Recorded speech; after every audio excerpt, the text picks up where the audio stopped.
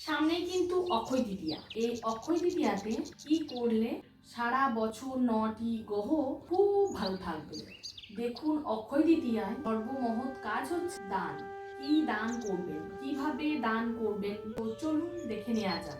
তো যাওয়ার আগে চ্যানেলটিকে সাবস্ক্রাইব করে দেবেন, প্রচুর পরিমাণে কিন্তু শেয়ার করবেন, কমেন্টস করবেন। পারলে অক্ষয় তৃতীয়ার দিন গঙ্গায় স্নান করতে পারেন।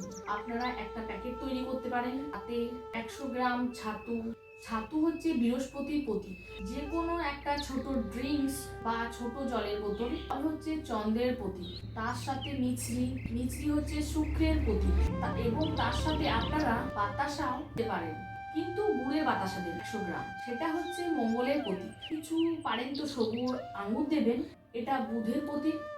এবং কলাও কিন্তু আপনারা দিতে পারেন, এটা বৃহস্পতির প্রতীক।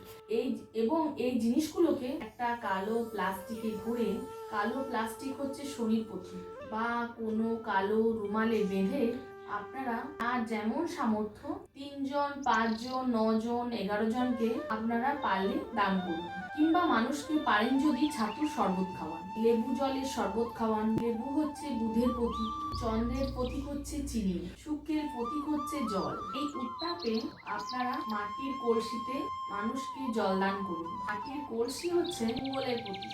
আপনি ধারণা করতে পারবেন না, আপনি যদি এই উপায়গুলি করেন কতটা পুণ্য আপনি অর্জন করতে পারবেন। এছাড়াও আপনি যদি শনি গ্রহকে স্ট্রং করতে চান, তাহলে কালো ছাতা অবশ্যই দান করতে পারেন। এগুলি আপনি অক্ষয় তৃতীয়ার দিন করুন, অবশ্যই আপনার সমস্ত পাপ মুছে গিয়ে অবশ্যই আপনি পুণ্য অর্জন করবেন। তো আজকের ভিডিও এইটুকু, আবার নেক্সট ভিডিওতে।